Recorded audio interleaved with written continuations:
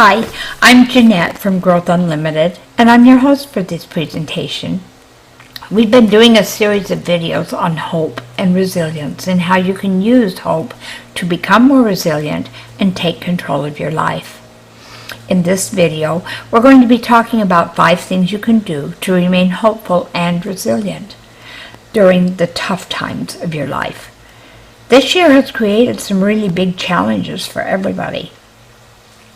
It has affected the hopes and dreams of virtually every single person worldwide.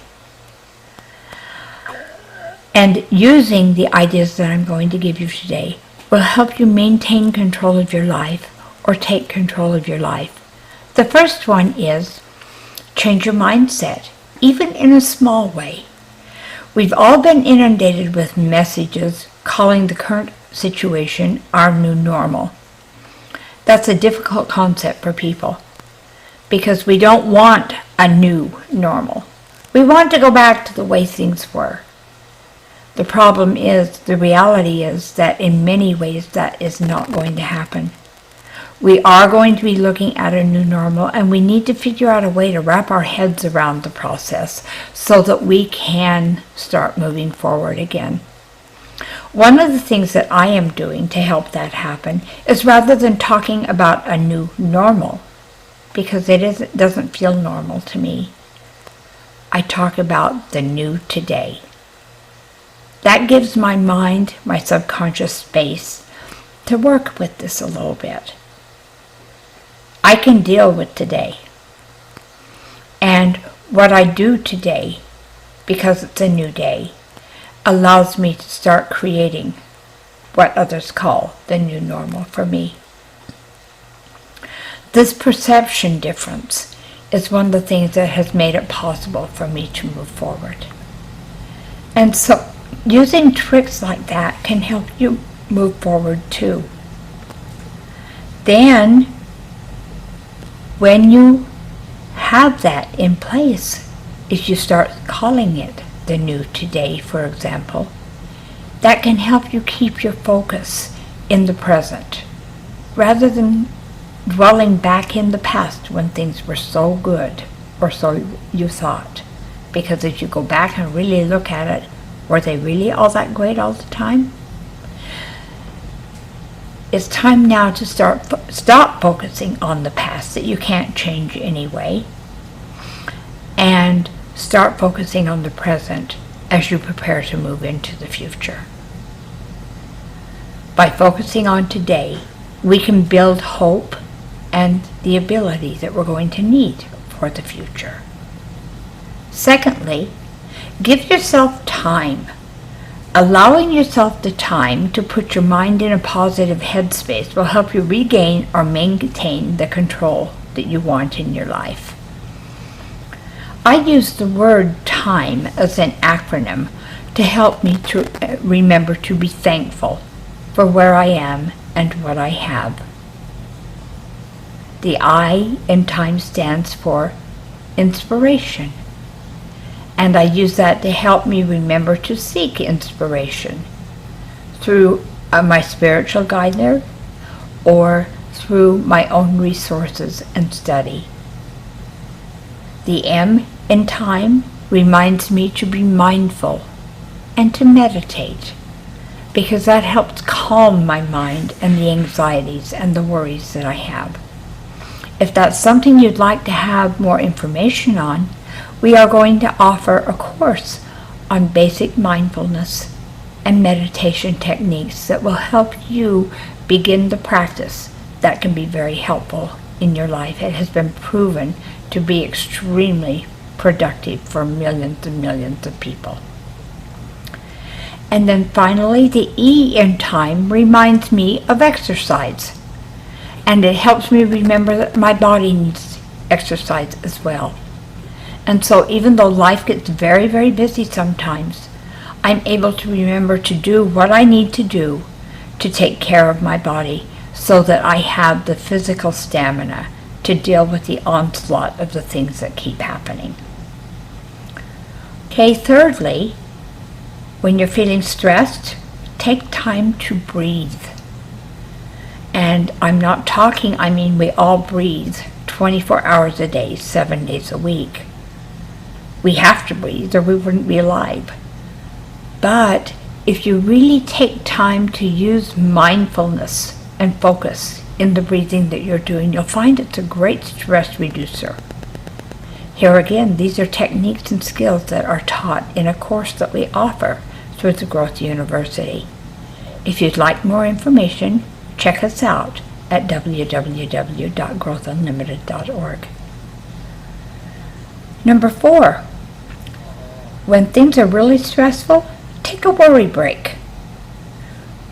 If you're beginning to feel the stress, schedule a time when you can set aside the time to do nothing but worry.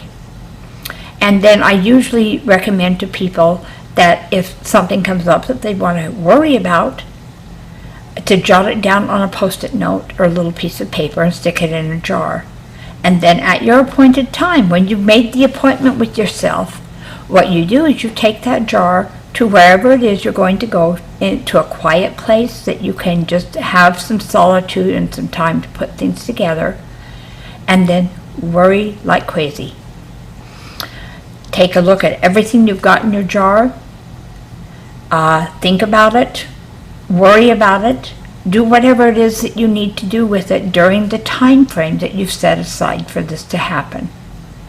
At the end, you'll be surprised how quickly you can come up with solutions if you're not just fretting just because. And so it will end up being something that turns into a productive arrangement rather than something that is not productive and just eats up your time and makes your life miserable. That way, if you are dealing with a problem that is big enough during your worry time that you don't quite get it done, put it back in your jar and schedule another time, a few days or a few hours away, where you'll have time again to focus on worrying. If you compartmentalize this worry time this way, it relieves the stress on the rest of your life. It's more productive because you have set aside a time to deal with the problem and you can get it taken care of. And if you don't have to deal with it during the other times, that time is far more productive too, and you're going to be able to move ahead in your life the way you want to. Okay, and number 5, I use mantras or quotes that help me move forward in my life. They're just little reminders that I keep in the back of my mind and can pull them out and use them as I need them. One of my favorites is a technique that's used in a therapeutic practice called dialectical behavioral therapy. It's called radical acceptance. And the quote that I use, radical acceptance is used when you really have no control. And it's not something you're happy about. But what it does is give you something to hang on to that you do have control of, just that one small piece, so that you can keep the perspective you need to keep and still keep moving forward in your life. The quote that I use is, "What is." And what it does is reminds me that I don't have to have control over every little aspect of my life.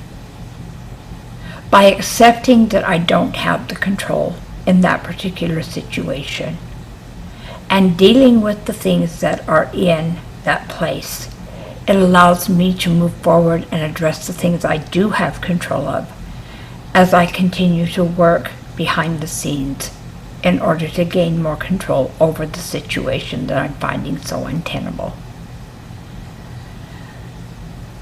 One of the things that I'm discovering a lot of times, and it ties into having hope as well, is that compartmentalizing and organizing the processes that you engage in your life make things like hope more available.